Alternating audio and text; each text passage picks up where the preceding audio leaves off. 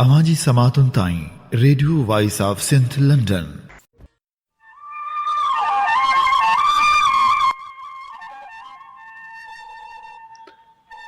चितां जे न चुरन अला उन म विसरां, मुंह मन आहे तन मढ़ियो मझारा हीअं। भलारे भिट धणी जे भलारे बैत सां मुंहिंजी आवाज़ मुसाफ़िर radio voice of Sindh London था थिए दुनिया जी कुंड कुड़छ ताईं। जंहिंजा माॻ ॿुधिजे पियो उन्हनि सभिनी सॼणनि खे सिक वरियो सलाम, शाल क़बूल पवे। 26 अगस्त 2021 ख़मीस जे ॾींहुं प्रोग्राम कुझु वर्क किताब मां साण करे अवां जी ख़िदमत में हाज़ुर अवां जो पंहिंजो मेज़बान हबीब लगारी। प्रोग्राम जी शुरूआत में अवां लाइ इहा ई दुआ त शाल जित हुजो, सुख सलामती सां हुजो, कॾहिं बि ॾुखियो ॾींहुं न ॾिसो ऐं कॾहिं बि अवां जूं मुर्कूं मेरियूं न थियनि। प्रोग्राम कुझु वर्क किताबां में असीं उन्हनि किताबनि मां अवां लाइ चूंड वर्क शामिल कंदा आहियूं जेके किताब तारीख़ जो अहिड़ो आईनो हूंदा आहिनि जंहिंमें माण्हू माज़ी जा झरोका बि ॾिसी सघे थो त वरी मुस्तक़बिल बाबति अॻकथियूं बि करे सघे थो। उहे किताब जिन में सिंध जी ॼाण हूंदी आहे, जिन में मिटी सां मुहबत जा किसा हूंदा आहिनि ऐं जिन में दलेरी जा अहिड़ा दास्तान शामिल हूंदा आहिनि जो जिन खे ॿुधी माण्हू जो अकुल दंग रहिजी वञे। प्रोग्राम में हाणे वर्क वरायूं था नामियारे लेखक नसीर मेमण जे किताब सिंध आईंदे जो उत्साह जा ऐं अवां जी ख़िदमत में पेश कयूं था उहो मज़मून जंहिंजो उनवान आहे सिंध जे ॿेटनि जो ॿीहर नाजाइज़ विकिरो। हिन मज़मून मां अवां खे इहो अंदाज़ो थींदो त कीअं न हर दौर में ॿेटनि खे विकिरो करण जी कोशिश कई वई आहे। मौजूदा दौर में पीपल्स पार्टी जी मिली भगत सां तहरीक इंसाफ़ जी वफ़ाक़ी हुकूमत ॿेट विकिरो कया हुआ। उन खां अॻु में सिंध हुकूमत पाण ॿेटनि जी विकिरे जी मुखालफ़त बि कंदी रही आहे त वरी पाण ई ॿेट विकिरो पिणु कंदी रही आहे। हिन मज़मून में इहे समूरियूं शयूं अवां जे आॾो पेश कंदासूं। जी हा, मज़मून जो उनवान आहे सिंध जे ॿेटनि जो ॿीहर नाजाइज़ विकिरो। हीअ मज़मून 13 मार्च 2013 ते रोज़ानी कावश अख़बार में छपियो हो। नज़र अचे थो त पीपल्स पार्टी हुकूमत पको पह कयो आहे त उहा सिंध वासियुनि खां जमहूरियत जो बहितरीन इंतकाम वठंदी आहे।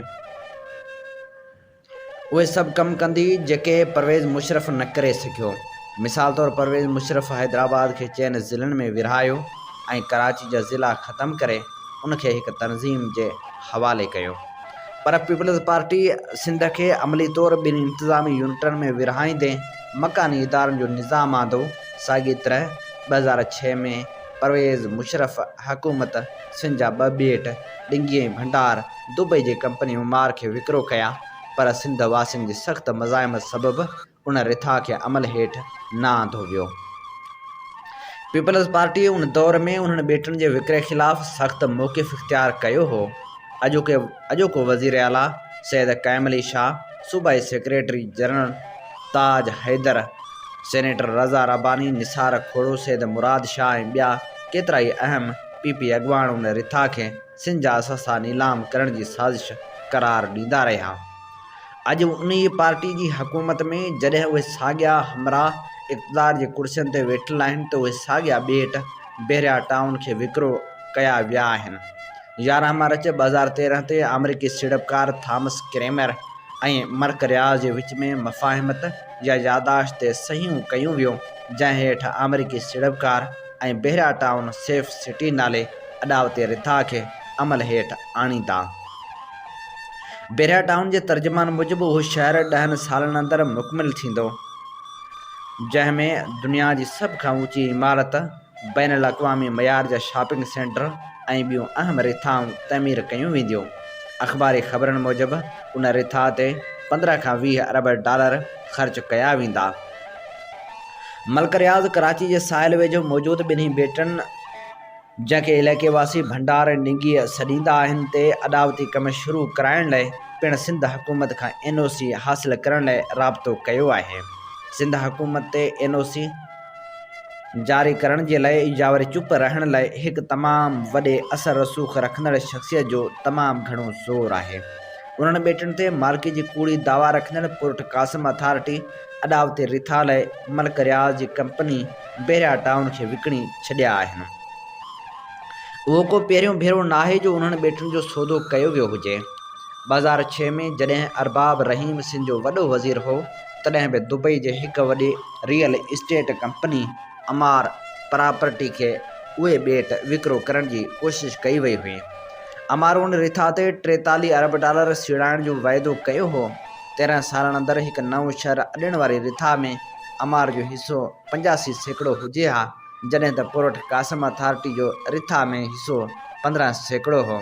उन सौदे खे एतिरो त ॻुझो रखियो वियो जो सिंध जी तॾहिं वारे वॾे वज़ीर अरबाब रहीम पाण इहो चयो हो त वफ़ाक़ी हुकूमत अहिड़े कंहिं बि फ़ैसिले खां अॻु सिंध सरकार खे एतमाद में न वरितो हो। उन करे सिंध सरकार उन मामले ते वफ़ाक़ी हुकूमत सां ॻाल्हाईंदी, पर अॻिते हली सिंध सरकार हथियार फिटा करे छॾिया। सिविल सोसाइटी ऐं माहौलियात ते कमु कंदड़ धुरियुनि उन रिथा जी मुखालफ़त कई ऐं बाद में चुप चपात में उन रिथा मां हथ कढिया विया। मथे ॼाणायल ॿई ॿेट असल में हिकु डिघे ॿेड़ जा ॿ छेड़ा आहिनि, जंहिंमां ओलहंदे ॿेट खे डिघी ऐं उभरंदे पासे खे भिंडार सॼियो वञे थो। आलमी सतह ते माहौल जी बचाव लाइ कमु कंदड़ इदारे IUCN जी तयारु कयल पाकिस्तान में तमामु वॾी तरजीह वारनि इलाइक़नि बाबति रिपोर्ट मूजिबि उहो ॿेट भंडार या खपण वाला या मोचाका वारनि ॿेटनि जो हिसो आहे, जेको IUCN पारां हसास माहौलियाती इलाइक़ो पिणु क़रार ॾिनल आहे। ॿेटनि जो उहो सिलसिलो 17,850 हेक्टर एराज़ी ते पखिड़ियल आहे ऐं उहो सिंध जे साहिली पटी जे ओलहंदे छेड़े ते कोरंगी फटी ऐं झरे करेकनि जे लॻोलॻ आहे। उन्हनि ॿेटनि बाबति सिंध हुकूमत जी दावा आहे त उहे ॿेट पोर्ट कासिम अथॉरिटी खे लीज़ ते न ॾिना विया हुआ। एसिताईं जो पोर्ट कासिम अथॉरिटी खे बंदरगाह सां लाॻापियल कमनि कार्यनि लाइ लीज़ ते ॾिनल एराज़ी में बि उहे ॿेट शामिल न हुआ। पर अॻूणे वज़ीर आज़म शौकत तरीन 14 अक्टूबर 2006 ते पंहिंजे कराची जे दौरे में उहो फरमान जारी कयो त ज़मीन पोर्ट कासिम अथॉरिटी जी आहे। कराची जी शहरी ज़िले हुकूमत पिणु उन्हनि ॿेटनि ते मालिकी जी दावा रखे थी। 8 अक्टूबर 2002 ते हिकु अख़बार में छपियल रिपोर्ट मूजिबि कराची शहरी हुकूमत IT जी बुनियादी ढांचे बाबति रिथा वास्ते थाईलैंड जी हिकु कंपनी समेत 4 कंपनियुनि सां मुफ़ाहिम जी यादाश्त ते सहियूं कयूं हुयूं। पोर्ट कासिम अथॉरिटी उन ॿेट ते कब्ज़ो करण वारी डोड़ में शामिल अहम धुर आहे। पोर्ट कासिम अथॉरिटी भंडार ॿेट ते पाणियाठ कुदरती गैस LNG टर्मिनल क़ाइमु करण ते पिणु ग़ौर कंदी रही आहे। जापान ऐं कोरिया जे कंपनियुनि ते ॿधल हिकु कंसोर्शियम पोर्ट कासिम अथॉरिटी पारां जारी कयल दिलचस्पी जे इज़हार वारे इश्तिहार जे जवाब में भंडार ॿेट ते LNG टर्मिनल क़ाइमु करण में दिलचस्पी ॾेखारी हुई। उन ते सिंध सरकार पारां शदीद रद्द अमल ॾेखारियो वियो ऐं इलाइक़े जी मिल्कियत जी दावा कई वई। हिकु मरहले ते पोर्ट कासिम अथॉरिटी उन्हनि ॿेटनि जे पाकिस्तान नेवी खे 2700 एकड़ ज़मीन बिना कंहिं इश्तिहार जे अलाट करे छॾी हुई। जेतोणीकि पाकिस्तान नेवी जंहिं मक़सद लाइ ज़मीन हासिल कई हुई उहे सहूलियतूं ओर माड़ा ॾांहुं मुंतक़िल करे छॾियूं, पर ज़मीन ते सिंधनि दावा अञा ताईं बरक़रार आहे। हिकु ॿिए मौक़े ते डिफेंस हाउसिंग अथॉरिटी इहा ज़मीन हासिल करण जे लाइ पाकिस्तान जे सदर सां राब्तो कयो हो। 2001 में हिकु ॿी ख़ानगी कंपनी गल्फ फिज़ी वफ़ाक़ी हुकूमत सां राब्तो करे खेनि चयो त हिकु वॾो प्रोजेक्ट ठाहिण लाइ भंडार ऐं खिपरांवाला जा ॿेट खेनि न वञनि, पर $69 मिलियन सीड़प वारो उहो मनसूबो बि ॿेटनि ते मिल्कियत जे हवाले सां सिंध हुकूमत जे सख़्त मौक़िफ़ जे करे अॻिते न वधी सघियो। सिंध सरकार उन्हनि ॿेटनि जी मिल्कियत जी दावा लगातार कंदी रही आहे। गवर्नर हाउस में 23 फरवरी 2006 ते थियल हिकु गॾिजाणी में board of revenue J senior member उहो ॿुधायो हो त उहे ॿेट सिंध सरकार जी मिल्कियत आहिनि। हुन मूजिबि पोर्ट कासिम अथॉरिटी जॾहिं क़ाइमु कई वई हुई त उन जे कमकार वास्ते इलाइक़े जी पिणु निशानदही कई वई हुई ऐं उन में भंडार ॿेट शामिल न हो। कानून वारो सूबाई खातो पिणु उहो मौक़िफ़ रखे थो त वफ़ाक़ी हुकूमत पारां अलाट कयल एराज़ी सिंध हुकूमत जी मिल्कियत आहे। सिंध हाई कोर्ट पिणु हिकु केस में सिंध हुकूमत जे हक़ में फ़ैसिलो ॾेई चुकी आहे।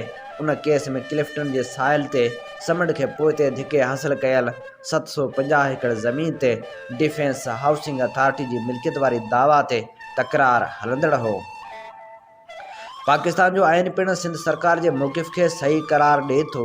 आइन जे आर्टिकल 172 में ॼाणायल आहे त का बि मिल्कियत जंहिंजो को जाइज़ हक़दार न हुजे उहा जंहिं सूबे अंदरि आहे उन सूबे जी सरकार जी मिल्कियत हूंदी ऐं ॿी सूरत में उहा वफ़ाक़ी हुकूमत जी मिल्कियत हूंदी।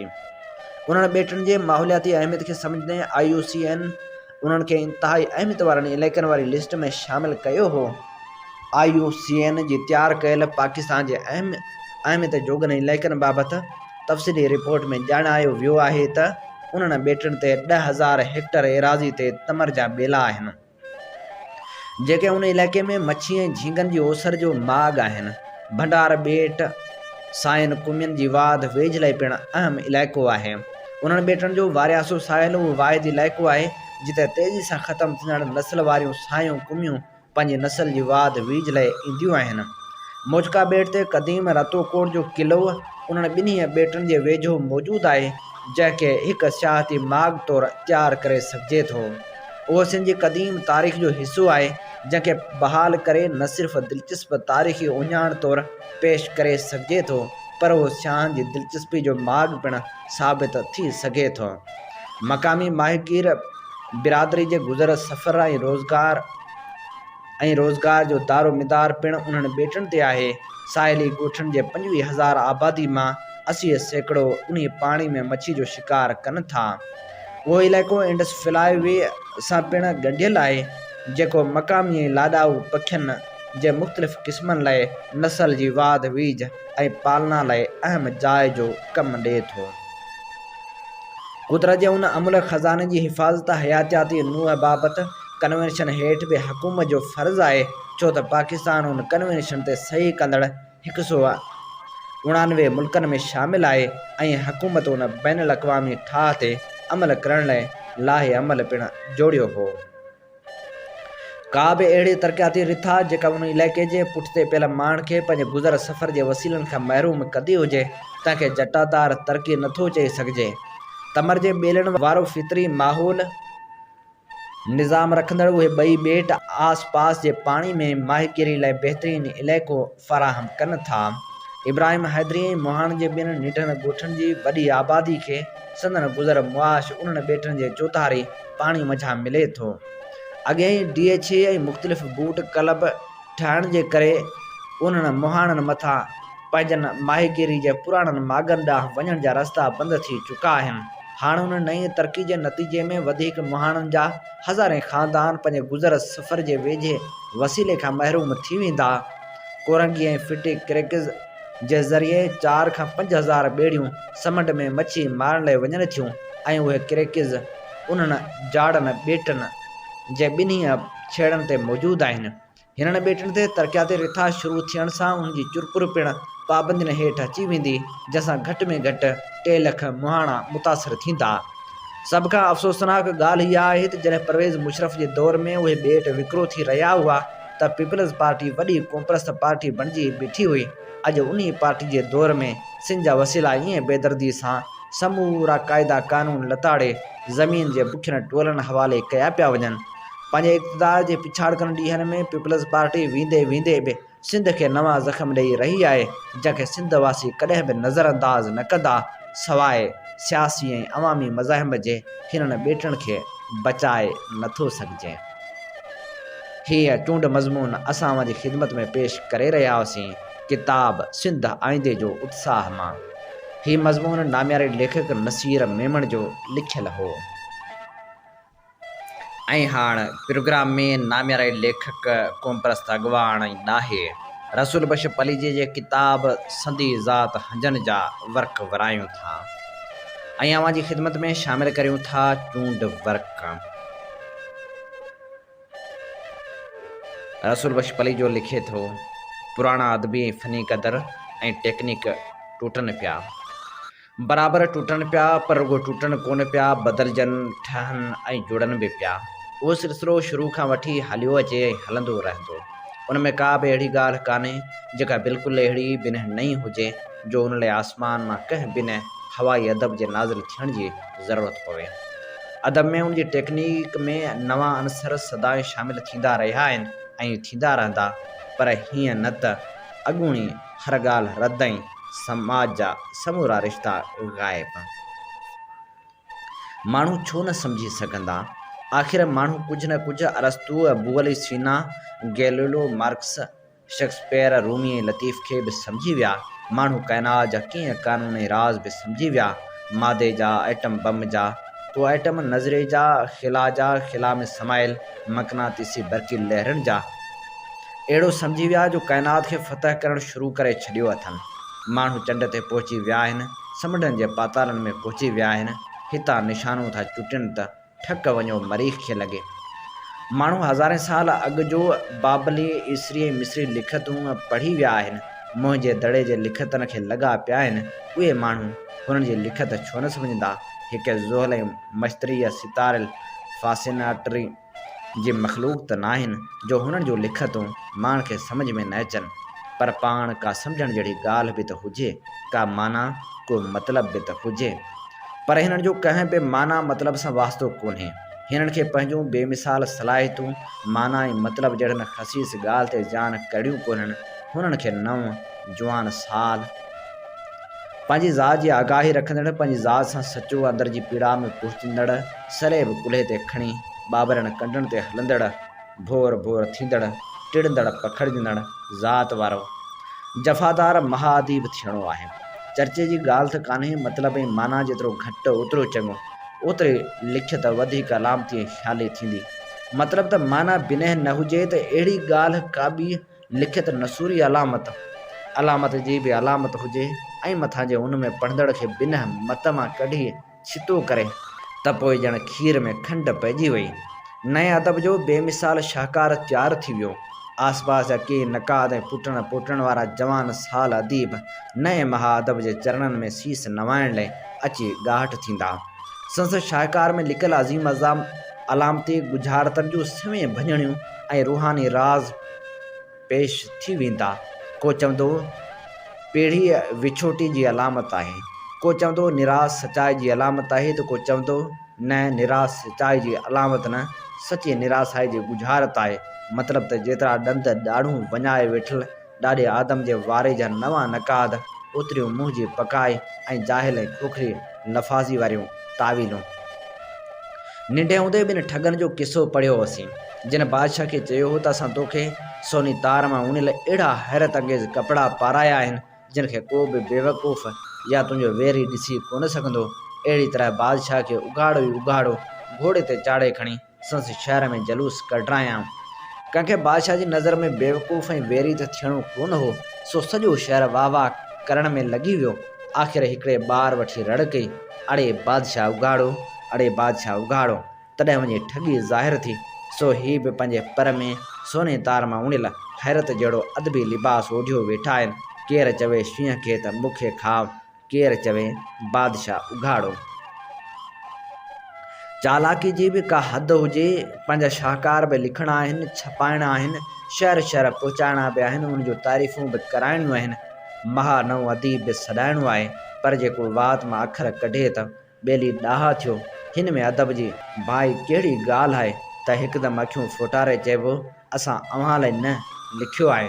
अव्हांखे सम्झ में बि कोन ईंदो, अचे न अचे असीं ॿधल न आहियूं, असीं पंहिंजा नक़ाद पाण आहियूं। मतिलब त माण्हू दाद ॾियनि त सुभाणे अल्लाह, पर जे सुवाल जवाब कनि त माण्हू जो असां सां वास्तो ई कोन्हे। भला जे माण्हू आला अदब सम्झी बि नथा सघनि, उन्हनि लाइ आहे बि कोन, उन जी राय खे को बि वज़न कोन्हे, त पोइ आख़िर पंहिंजे ख़्यालनि खे लिखण जी तकलीफ़ करण जो ज़रूरु कहिड़ो? लिखण त आख़िर कंहिं न कंहिं जे सम्झण या उनखे सम्झाइण लाइ हूंदो आहे। छो न उहे अणलब ख़्याल वीचारे दिमाग़ में सांढे रखी छॾिजनि। हेॾी तकलीफ़ करे पने ते लिखण जो कहिड़ो ज़रूरु? पर जे हरूभरू लिखण बिना रही न सघिजे त पाण पढ़ी फाड़े छॾिजे, या वधि में वधि पाण वटि सोघो करे रखी छॾिजे ऐं जॾहिं वणे तॾहिं पियो पढ़िजे। उनखे हरूभरू छपाइण जो कहिड़ो ज़रूरु? बाज़ार में आणण ऐं आम माण्हुनि में विकण जो कहिड़ो ज़रूरु? हीउ दौरु असांजी तख़लीक़ जी अज़मत जो फ़ैसिलो नथो करे सघे। बराबर के माण्हू के फ़नकार अहिड़ा बि आहिनि जंहिंजी तख़लीक़ जी समूरी अज़मत खे को हिकिड़ो नसल, को हिकिड़ो दौर या का हिकिड़ी अधु सदी मुकमिल तरह परोड़े नथी सघे। कई अहिड़ा बि थी गुज़रिया आहिनि जिन खे संदन ज़माने जे वॾनि पगड़नि मुर्गो धिकारे छॾियो। संदन ॻाल्हि मुर्गो सम्झी ई कान, पर उन्हनि मां अक्सर उन्ही जे बावजूदु पंहिंजे दौर जी अवाम जी अदालत में पेश थिया। सही या ग़लति उन्हनि जी राय ॿुधाऊं ऐं सठाऊं। ईअं कंहिं बि कोन चयो त माण्हू मूंखे सम्झी कोन सघंदा। माण्हू जो मुंहुं में कुझु बि कोन वञे, मूंखां भॼी परे थियो। न कालिदास ईअं चयो, न होमर, न सोफ़ो, न मीरा, न शेक्सपियर, न लतीफ़, न टॉलस्टॉय, न गोर्की या कंहिं ॿिए अहिड़े। तंहिंखां सवाइ अज़ीम फ़नकारनि जे नाजाइज़ मलामत सठी आहे त अक्सर फ़ोरू ज़ालिम तबक़नि ऐं संदन अदबी ऐं सक़ाफ़ती कमदारनि हथां हीअ अदब त दुनिया जे सरमाएदार साम्राजी तबक़े जी आइन मंशा ऐं मर्ज़ी मुताबिक़ आहे। उन्हनि जो ई ख़ादम आहे, उन्हनि जो ई कमु करे थो। मकानी हाकम तबक़े खे बि हिन अदब मां अणसिधो नफ़ो नुक़सान छाजो। माण्हुनि खे अदब जे नाले में नाउमेदी ऐं मायूसी जो चर्स ऐं गांजू पीआरे बताल करण वारे अदब खां वधीक हाकिम तबक़नि जो हीअं ठार अदब ॿियो अञा कहिड़ो थींदो। अहिड़े अदब खे ज़माने मां ॿियो कहिड़ो डपु ॾाओ। पर हाल इहो आहे जो जंहिं कुकड़ जे आने मां फुटी चूं चूं मस शुरू कई त हुन लाइ हिकदमि माण्हू थियो वञनि। जाइल ऐं सॼी नसल जो नसल ऐं दौर जो दौर थियो पवे। हुन जी अज़ीम विलले ऐं वावेलाई फ़न बाबति का राय ॾियण लाइ नाहिल तनक़ीद जा दरवाज़ा बंदि। अदब खे परखण जूं समूरियूं कसवटियूं रद्द ऐं बातिल। मई जो आख्या गाबा सो गाबी कीअं थीसी। जंहिं अवाम लाइ चवनि था त अवाम जी अक्सरियत खेनि संदन फ़न खे सम्झी नथी सघे ऐं संदन अवाम सां ऐं उन्हनि जी पसंदि नापसंदि सां वास्तो ई कोन्हे, त छा अवाम खे उहो हक़ कोन्हे त हू बि चवनि त ए अदब जी मसनद जा आलमी मक़ामो, जीअं त अव्हीं बि असांखे ऐं असांजे दुखनि दर्दनि खे सम्झी नथा सघो, तंहिं करे अव्हीं बि असांजे कम जा न आहियो, अव्हीं बि असांखे कोन खपो। खणी वञो असांजे अॻियां ई पंहिंजा कोड़ा ऐं जुड़तू दफ़्तर ऐं बंदि करियो। असांजे अॻियां ई अजायूं विलविलियूं ऐं खगियूं। हीअ चूंड वर्क असां अव्हांजी ख़िदमत में पेश करे रहिया हुआसीं नाम्यारे लेखक रसूल बख्श पलीजे जे किताब संदी ज़ात हंजन मां। अॼु बि असीं वर्क वराईंदासूं उन तारीख़ी किताब जा जेको लिखियो आहे नाम्यारे कहाणीकार नावल नवीस सिराजुल हक़ मेमण। जी हा, उहो किताब आहे मरण मुसियाव। मरण मुसियाव नावल अव्हांजी ख़िदमत में असीं रेडियो वॉइस ऑफ सिंध जे प्रोग्रामनि में क़िस्तवार पेश करे रहिया आहियूं। अॼु असीं अव्हांजी ख़िदमत में पेश करियूं था नावल मरण मुसियाव जी 16हीं क़िस्त। सिंधू ते जॾहिं सिज उभरंदो आहे तॾहिं सिज वधीक सुहिणो ऐं रोशन थी वेंदो आहे। सिंधू ते जॾहिं सिज लहंदो आहे तॾहिं बि सिज वधीक सुहिणो ऐं कदावर थी पवंदो आहे। सिंधू जो उफ़क़ बि सिंधी माण्हुनि जी दिलि जा मासूम पर कुशादो लॻंदो आहे। सिंधू जी शफ़क़ बि ॼण त सिंधी माण्हुनि जे अंदरि जे जज़्बनि जी सदा हयात ऐं सदा रंगीन लॻंदी आहे। जॾहिं सिंधू दरिया जो उहो हाल आहे त सिंधू सागर जे उफ़क़ तोड़े शफ़क़ केतिरो न सदा हयात ऐं पाकीज़ा हूंदियूं। संस डोंडी ॼण त संस इरादो परोड़े होरियां होरियां टिलकंदे अची पतण सां लॻी, पतण ते पहुची वाह ते बुक झले तमाची अहिड़ो आवाज़ु कढियो जहिड़ो बोड़ींदे मां निकिरंदो आहे। पर उन सींड में कंहिं कूंज जे पंहिंजे वलर खे पुकारण वारी कुकार बि हुई। हुनजी सींड अञा पूरी कान थी त कचे मां अहिड़ियूं साॻियूं कुकारूं चइनी तरफ़नि खां हिकु आवाज़ थी हुनखे मोट ॾेई वियूं। तमाची जे चपनि ते मुर्क अची वई। सभु हमराह परे सुजाॻ आहिनि ऐं भांइजे थो त मुगलनि वरी हेॾां रुख न कयो आहे। ऐं पोइ हुनखे चाचो गुराम यादि अची वियो ऐं हुनखे सावणी संगती यादि अची विया। हुनजो कुटुंब सदियुनि खां मांझंदनि वारे पतण जो पातणी हो। हुनजे वॾनि सिंधू जी पाणी सां वचन कयो हो त हूअ जीअंदा बि सिंधू लाइ त मरंदा बि सिंधू लाइ।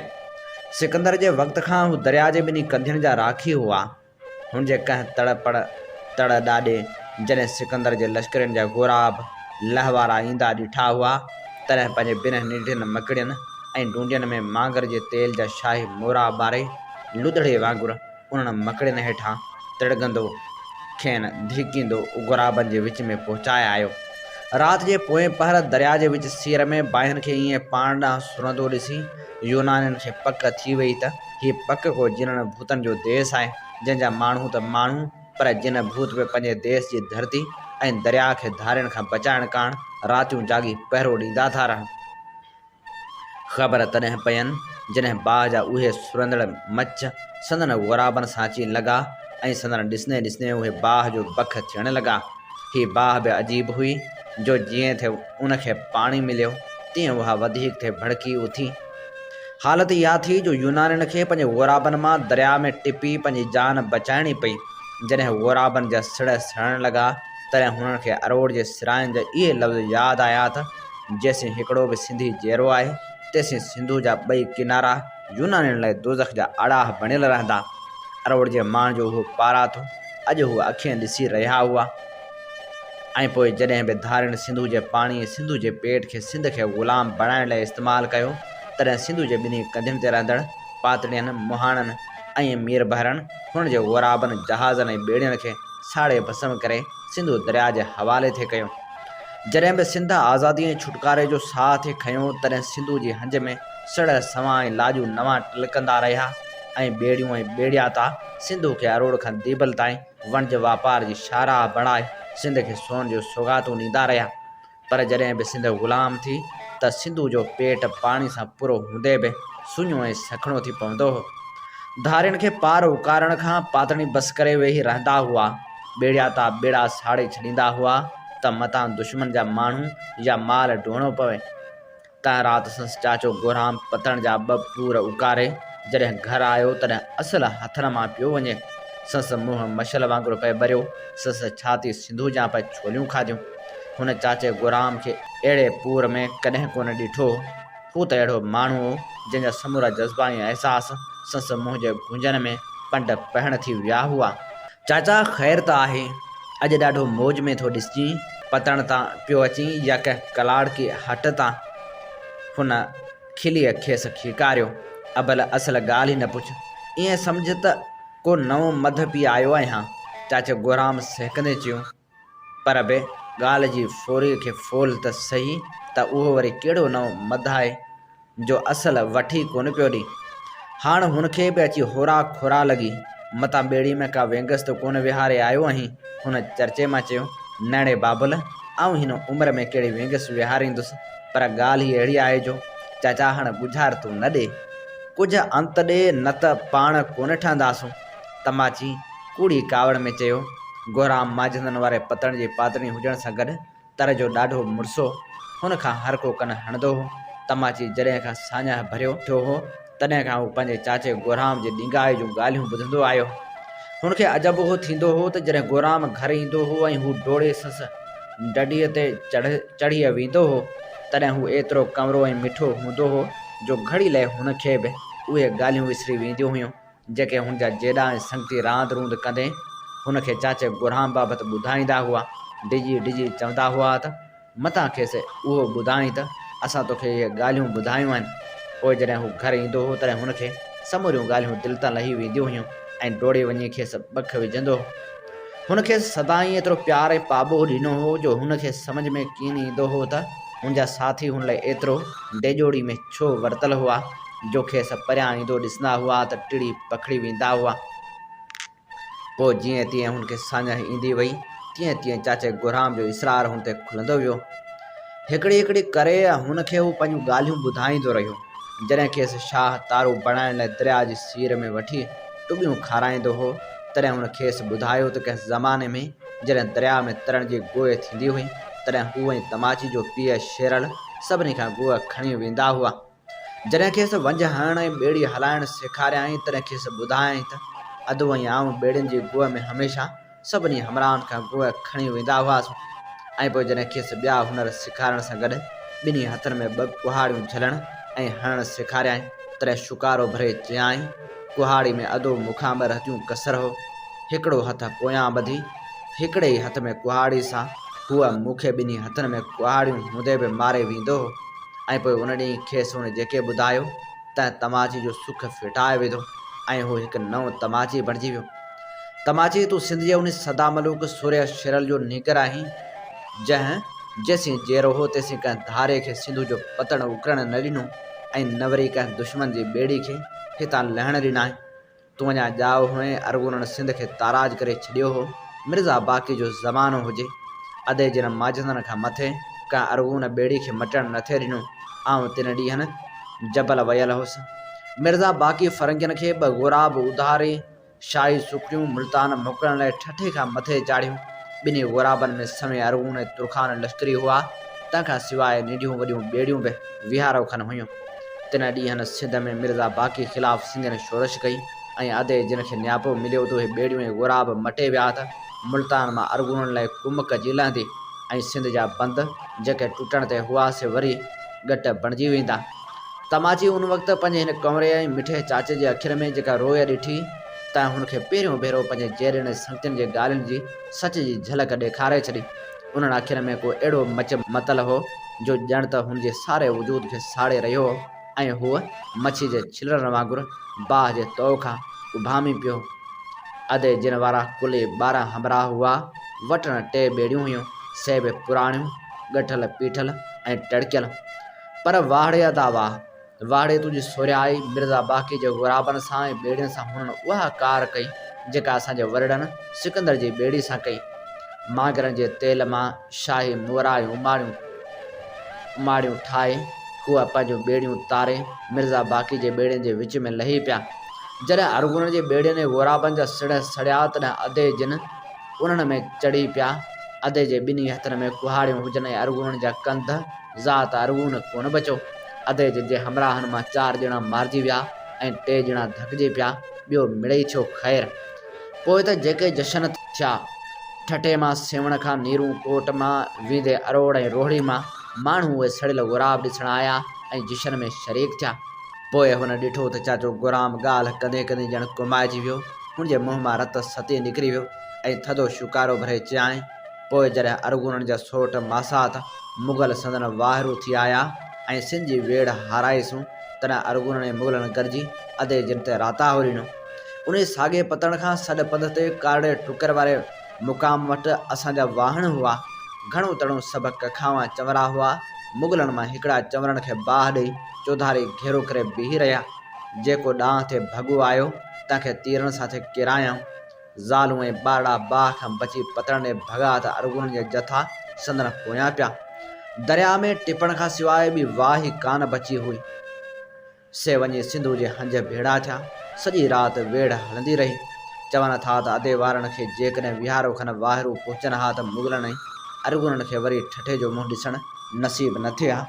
पर पोइ कादर जी कुदरत अॻियां बंदे जो कहिड़ो इख़्तियार। हिकिड़ो हिकिड़ो थी किरंदा विया। पोइ हुन पहिरियों भेरो पंहिंजे अड़बंग चाचे खे सुरको भरींदे रुअंदे ॾिठो। भलाड़े गुराम तुंहिंजो कूदर भाउ ऐं कूपा सख्ती ईअं कतलाम थी विया ऐं तूं जबल ते अलोलियूं कंदे वते हैफ़ आहे अहिड़े जीअण ते। पर संस चाचो गुराम हो गुराम न रहियो जंहिंजी समूरी जबल में हाक हुई त इश्क करे त भले गुराम करे। हुन आॾो जबल बि जाले न सघियो सो साॻियो मिठो माण्हू कड़ो ज़हर थी पियो। पंहिंजी टोली ठाहे जिते को अरगुन तुरखान या मुग़ल ॾिठाई या सिंधियुनि मां कंहिं मुग़ल या अरगुन जी दलाली कंदड़ खे ॾिठाई तंहिंजो सॼो लिंगन छॾियाई। को राता हो ॾेई वरी जबल हलियो वेंदो हो। जॾहिं शोरशूं माठियूं थी वियूं तॾहिं बि हू कीन मुड़ियो। अरगुन अहिड़ा आजिज़ थिया जो लकी ऐं सन जे सैदनि खे विच में विधा। उन्हनि खे बि जवाबु ॾिनाई मुर्शद जेसीं अरगुन ऐं मुग़ल सिंध जी धरती ते मौजूदु आहिनि तेसीं मुंहिंजी साणनि वेड़हांद जारी रहंदी। पोइ खणी अकेलो सिर रहिजी वञा। पर बाबा उहा वेड़हांद पंहिंजनि जी ख़िलाफ़ थी विढ़े। अरगुननि पतण झले छॾिया आहिनि। कचे में ॿिन्ही पासनि ते माण्हुनि खे लॾाइण लॻा आहिनि। मच्छी झलण ते पाबंदी विझी छॾी अथनि। भला वणनि खे माल ख़रीदण ते मोचड़ी मार लॻी पई आहे। आख़िर उहे बि त सभु सिंधियुनि जो नुक़सानु आहे। गुराम जी दिलि चयो त चई ॾे त साईं अव्हांखे सिंधियुनि जो एॾो सूरु कोन्हे जहिड़ो पंहिंजे जागीरनि फुरजण जो ओनो आहे। पर मुड़ी वियो।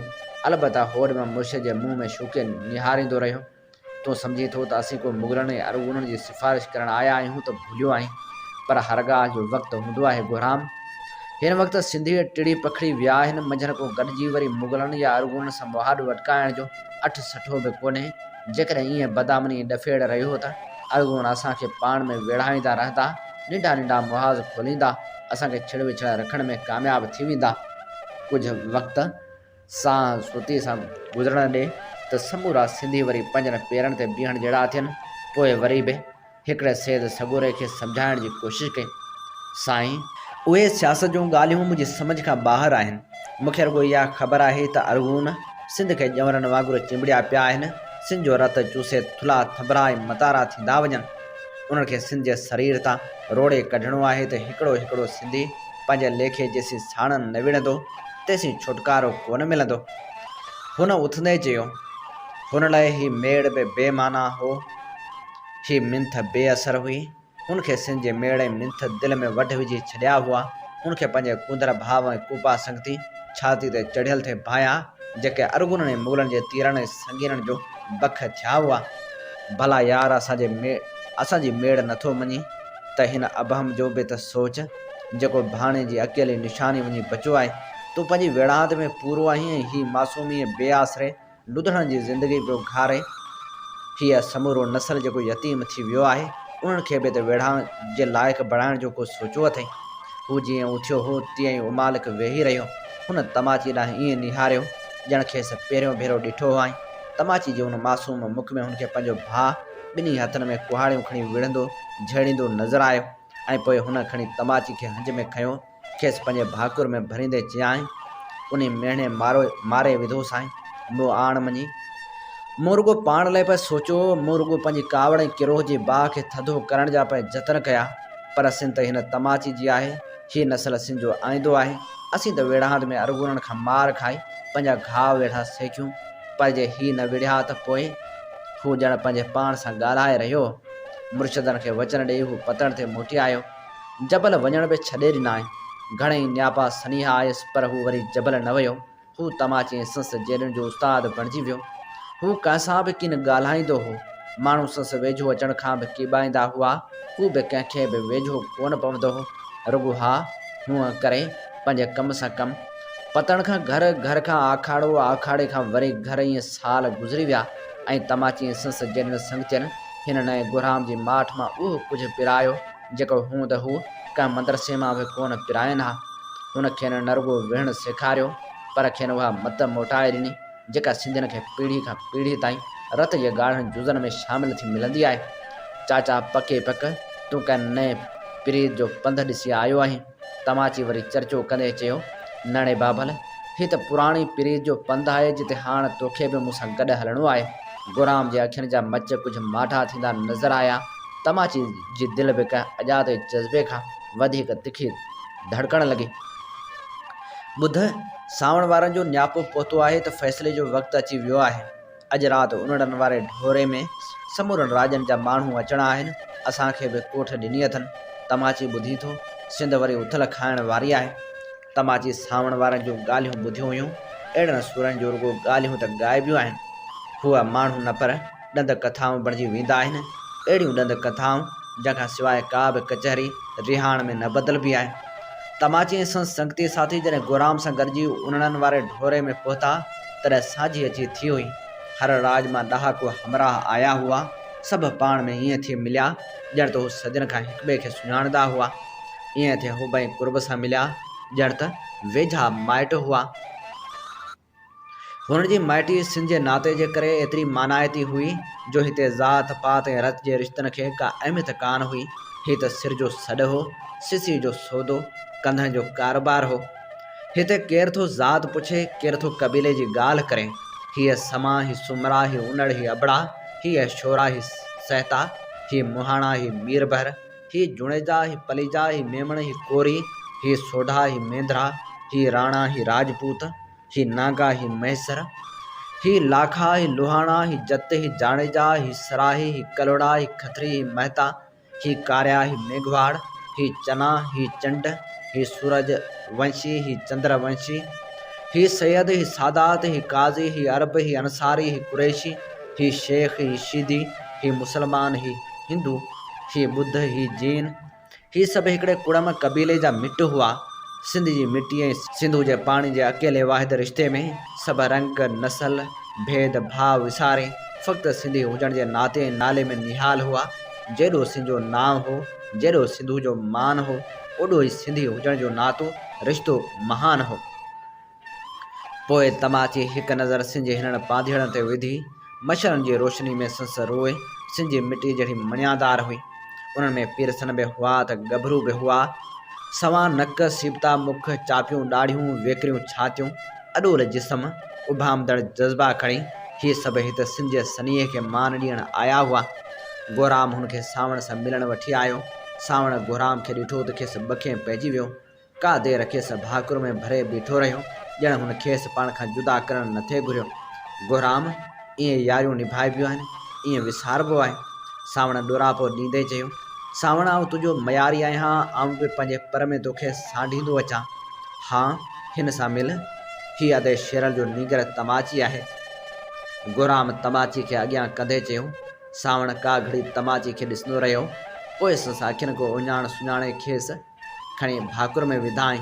आउं बि चवां त हीउ जुवान कंहिंजी पियो यादि ॾियारियमि। मिठा, तुंहिंजी शक्ल बि हूबहू शेरल जहिड़ी आहे। सावण पाॿोह मां चयो, अथसि रुॻो शक्ल अदे शेरल वारी, बाक़ी ॿियो मिड़े ख़ैर सम्झ। गोराम मुंहुं ॿिए पासे कंदे चयो, नड़े गोराम, उहो थी नथो सघे। शेरल जो नीगर तुंहिंजो मुंहिंजो भाइटियो थियो, सो ईअं पाण खे बि त लाऊं न कर। सावण खिलंदे चयो। सावण गिच वक़्तु तमाची सां संगतियुनि खां ख़बरूं चारूं वठंदो रहियो। दरिया जे ॿिन्ही कंधनि ते हुन जे हमराहनि जेके मोर्चा ठाहिया हुआ, दरिया जे पेट में जेके कुन संभालिया हुआ, तिन जूं ॻाल्हियूं ॿुधी सावण खे का हैरत कान थी। आख़िर बि त तमाची शेरल जो पुटु हो, जंहिं सिंधु खे अरगुननि ऐं मुग़लनि जे ॿेड़नि जो क़ब्रिस्तान बणाए छॾियो हो। तमाची, हाणे असांखे ज़मीन सां गॾु पाणी ते बि मोरका करणा आहिनि। मुग़ल बखर खां कुझु लश्कर ऐं कुझु हथियार सिंधु जे ज़रिए सेवणे ठठे पहुचाइण जो सोचियो वेठा आहिनि। हिन दरिया जा हू एतिरा हिराक कोन आहिनि। उन करे हुननि जे उन्हीअ घट खे बंदि करण जो कमु असां ते आहे। वॾियूं शाहराऊं असांजे केतिरनि साथियुनि अॻे ई बंदि करे छॾियूं आहिनि। शोरनि हुन जा समूरा लंघ बंदि करे छॾिया आहिनि। सो यूनानियुनि वांगुरु दरिया जी कंधी कंधी हूअ कचे मां लंघंदा, उते बि असांखे अव्हां जी मदद जी ज़रूरत थींदी। तंहिंखां सवाइ तव्हां मथे आहियो, असीं हेठि आहियूं। ओसे पासे मां जेके जुआन असां सां साथ ॾियणु घुरनि, तिन खे तकिड़ो असां वटि पहुचाइण लाइ बि अव्हां जा बेड़ियाता ऐं पातणी को बिलो कनि त वाह वाह। तमाची भायो त हुनजी दिलि वेकरी थी फाटण थी घुरे। फाटण ते हुई हीअ सावण जा सिंध तां सिर घोरण जो वचन ॾिनो हो। सो हुननि खे अहिड़ो एतबार जहिड़ो सम्झे थो जो हुननि खे दरिया जी रखवाली जो कमु थो सौंपे। चासीं संस एतबार खे पूरो करे सघंदासूं। हुन चाचे गोराम ॾांहुं निहारियो, जंहिंजूं नज़रूं बि पंहिंजे भाइटे में खुपियल हुयूं।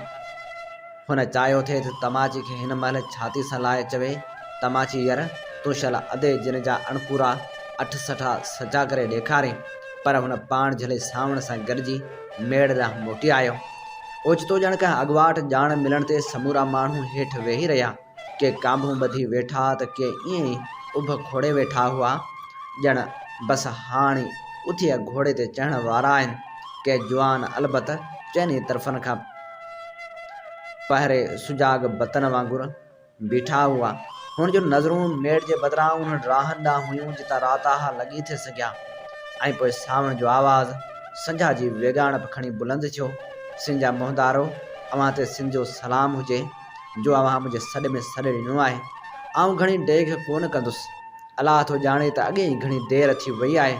जेका हालत अॼु आहे सा जेकॾहिं तॾहिं करियूं हा जॾहिं मुग़ल अञा पंहिंजा पेर खोहण में मसरूफ़ हुआ, त शायदि हीअ ॾींहं बि कोन ॾिसूं हा।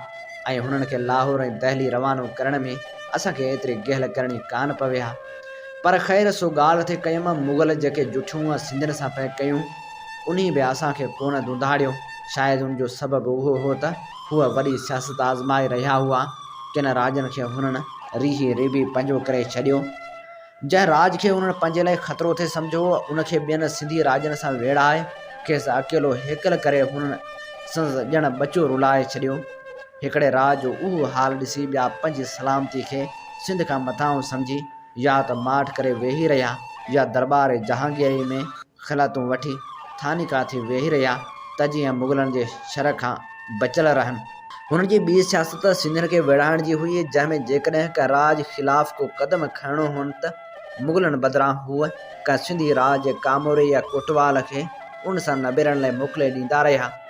अव्हांखे यादि आहे त साम्हूं ई वारनि सूमरनि ख़िलाफ़ु राताहा शोरनि खां ॾियारियाऊं, वरी नई बारान वारनि जोखियुनि खे ज़ेर करण लाइ पलीजन खे भड़कायाऊं। पलीजन शोरश कई त मथनि समन खे बचे छॾियाऊं। ईअं असांजा राज हिक ॿिए जे पटके लाहण में पूरा हुआ ऐं पोइ अरगुननि ऐं तुर्खाननि खे पंहिंजो सोठ मासात सॾे खेनि वॾियूं वॾियूं जागीरूं ऐं 5,000 10,000 मुलाज़मतूं ॾेई खेनि सिंधियुनि सां पुराणा वेर पाइण लाइ छॾे ॾिना। मिर्ज़ा कैसर बेग जहिड़ा तुर्खान सिंधी राजनि ते धाड़ा बि हणंदा रहिया ऐं मुग़ल दरबार में तोशी ख़ान जूं अमलदारियूं बि माणींदा रहिया, जेके अरगुन तुर्खान ऐं सिंध भर्ती कयल पठान ऐं कंधारी राज सिंध में रही सिंधी थियण जी हाम हणण लॻा हुआ। से बि ओचितो मुग़लनि जी ख़ुशीअ ते असां सां मुहाॾो अटकाए बीही रहिया। असांजा पंहिंजा सौदागर ऐं कोठेदार मुग़लनि सां फिटाइण बदिरां असांखे इस्लामी सल्तनत जी वफ़ादारी जी तलक़ीन कंदा रहिया, छाकाणि त हुननि जा ठीका भला वणिया ऐं कोठियूं ख़तरे में हुयूं। मसूलदारियूं ऐं तपेदारियूं बि सिंधी कामरनि खे सिंध खां वधीक प्यारियूं आहिनि। हूअ ग़ुलामनि खां वधीक शाह जा ग़ुलाम आहिनि।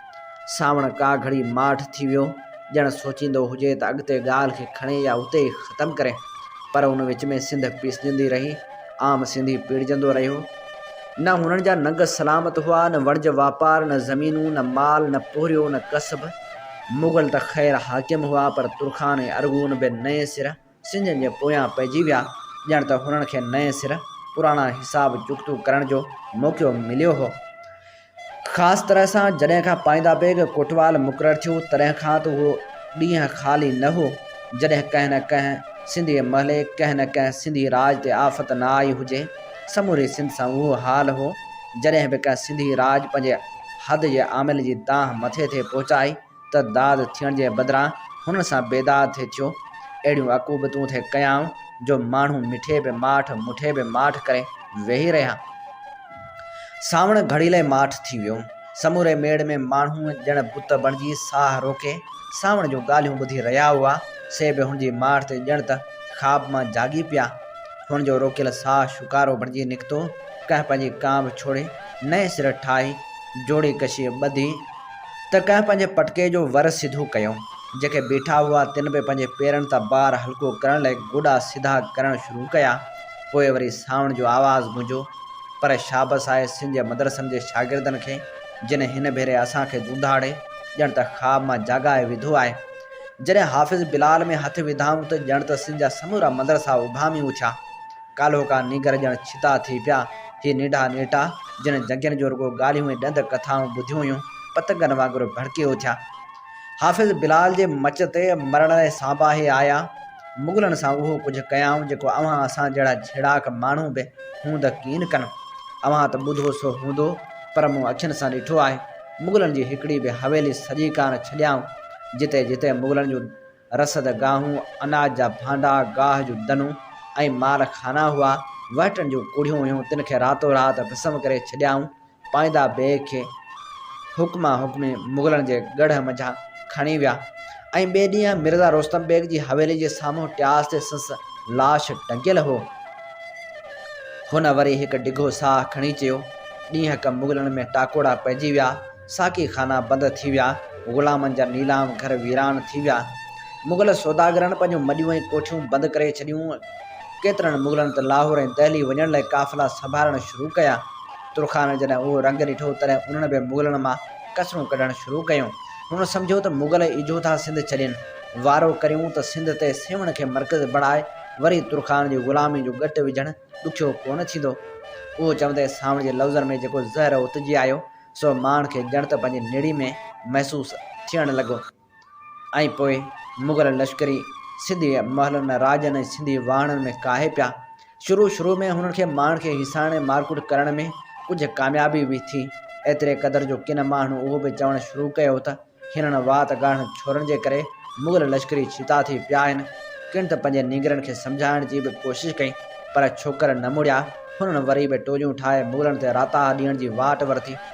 मुग़लनि में हाई दोस मची वई, पर पोइ हथियार बंदि लश्करनि अॻियां ई असांजा मुहतार नीगर छीणा थियणु लॻा, जिन वटि जेकॾहिं को हथियार हो त उहो हो खुर्दम या बाह जा मोरा। जॾहिं हुननि जो रेटो रत सिंध जी धरती खे रेज ॾियणु लॻो तॾहिं असां पारां अटे ते चटी बि जाॻी पिया। औलाद कंहिंखे प्यारो कोन्हे, हीअ त सिंध ऐं सिंधू जो औलाद हो। ऐं पोइ हरे ॾाढे हरंदा जवाननि ऐं वॾड़नि बि पंहिंजूं कुहाड़ियूं लोड़ियूं भाला ऐं बड़छूं संभालियूं ऐं पंहिंजनि बचनि सां गॾु बि रहिया। हाणे इहा वेड़ रुॻो मदरसनि जे शागिर्दनि जी न रही आहे, हाणे हीअ सिंध जी वेड़ बणिजी वई आहे। सो उन वेड़ में शामिलु थियण लाइ आउं अव्हां वटि मेड़ खणी आयो आहियां। हीअ वेड़ अॻिए समूरनि शोरशनि खां निराली आहे। तुरखान बि असांजा एतिरा ई वेरी आहिनि जहिड़ा मुग़ल, पर हिन भेरे तुरखान माठ करे शुअल पिया ॾिसनि। मुग़लनि खे कढण लाइ हू बि आता आहिनि, पर हू मुग़लनि खां पोइ वरी पंहिंजी अमलदारी जा ख़्वाब पिया ॾिसनि। सो हिन भेरे हथियार ऐं हिमत सां गॾु असांखे सियासत जी जंग बि विढ़णी आहे। सो अॼु आउं वरी सिंध जो सॾु ॾियणु आयो आहियां, सिर जी सेन हणणु आयो आहियां। ऐं सिंध पारां अव्हां ॾो झोल झलणु आयो आहियां। हूं बि ग़ुलामी जो जीअण बि कहिड़ो जीअण आहे जे सिर ॾियण सां असांजी सदा मलूक सिंध आज़ादी जो साह खणे त हूं त अहिड़ो मौत हिन हयाती खां हज़ार दफ़ा वधीक मुलाहितो आहे। हिन भेरे हीअ जंग ईअं वेढ़ो ॼण ही असांजी आख़िरी जंग आहे। अचो त सॼी सिंध में पखिड़िजी वञूं, मुग़लनि ते न रुॻो ज़मीन तंग करियूं, पर हीउ सदा सुहिणो दरिया बि जीअं हुननि जी पनाहगाह न बणिजी सघे। अचो त हुननि जा घट घेड़ बंदि करियूं, हुनखे फ़क़्तु हिकिड़ो रस्तो ॾिसूं, सो उहो त सिंध हाण हुननि लाइ क़ब्रिस्तान बणिजी वेंदी। ठठे खां अरोड़ ताईं, बुरड़ी खां बखर ताईं हुन लाइ फ़क़्तु लाहौर ऐं दहली ॾांहुं वापसी जो रस्तो आहे। जेसीं आख़िरी मुग़ल सरहद पार न उकिरे तेसीं सुख न सुम्हिजो। हीअ थर, ही बर, ही जबल, ही किरड़, हीअ कांटेरा हाणे आज़ादी लाइ असां अॻियां झोल झलियो बीठा आहिनि। अचो त हुननि जो सॾु सुणूं, अचो त हुननि खे मोट ॾियूं। हीअ असां जी ख़िदमत में पेश करे रहियासीं नाम्यारे लेखक, नावल नवीस ऐं सहाफ़ी सिराजुल हक़ मेमण जे किताब मरण मूसियाव जी 16वीं क़िस्त। अमी ॿुधी रहिया आहियो radio voice of Sindh London ऐं अव्हां जी ख़िदमत में प्रोग्राम पेश कयो पियो वञे कुझु वर्क किताब मां। कुझु वर्क किताब मां साण करे अव्हां जो मेज़बान आहियां हबीब लगारी। अव्हां खे बख़ूबी ख़बर आहे त radio voice of Sindh London ऐं voice of Sindh television Sindh जे तर्जुमान वारो किरदारु अदा करे रहिया आहिनि। जितां सिंध में थींदड़ हर बेवाजिबी ऐं क़ौमी मसइलनि ते असीं आवाज़ उथारींदा आहियूं। उन सां गॾोगॾु इल्मु, अदब, सियासी, समाजी ऐं सक़ाफ़ती सरगर्मियुनि खे अवले जे बुनियाद ते नशर कंदा आहियूं। पंहिंजो क़ौमी आवाज़ खे घर घर पहुचाइण में पंहिंजो क़ौमी किरदारु अदा करियो। 24 कलाक नशर थींदड़ हिननि क़ौमी इदारनि खे अव्हां जे साथ, सहकार ऐं माली सहायता जी ज़रूरत आहे। अचो सुजाॻी जे हिन सफ़र में असांजो साथ ॾियो ऐं असां सां हमक़दम बणिजो। इन ते ई प्रोग्राम कुझु वर्क किताब मां जो वक़्तु पंहिंजी पुॼाणी ते पहुचे थो। पंहिंजे मेज़बान हबीब लगारी खे इन साॻी दुआ सां ॾींदा इजाज़त। वसे बिट तुंहिंजी भलारा सदा सदा देस परदेस सारा वसन।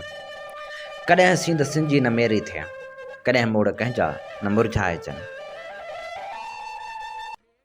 सिंध मुंहिंजी अमा सूंह तुंहिंजी मथां छा लिखी, छा लिखां छा लिखी, छा लिखां। सिंध मुंहिंजी अमा, दुनिया जा सिंधियो हिक मुठ थी सिंध बचायो। सिंध मुंहिंजी अमा सूंह तुंहिंजी मथां छा लिखी, छा लिखां। सिंध जो क़ौमी आवाज़ radio voice of Sindh London.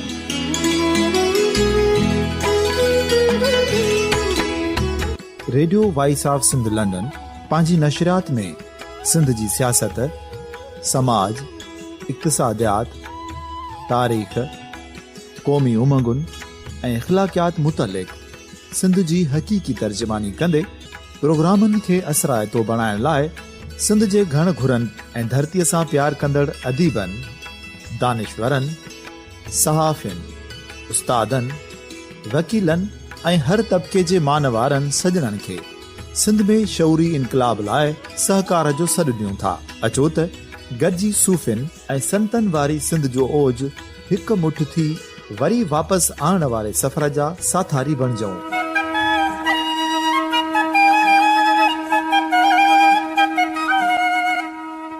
हिकु नए सुबुह जी शुरूआत जो पड़ाॾो घर घर ॻोठ ॻोठ ऐं शहर शहर ताईं पहुचायो। शाल सिंध आबाद ऐं ख़ुशहाल थिए। सिंधी माण्हू सुखियो ऐं सताबो थिए।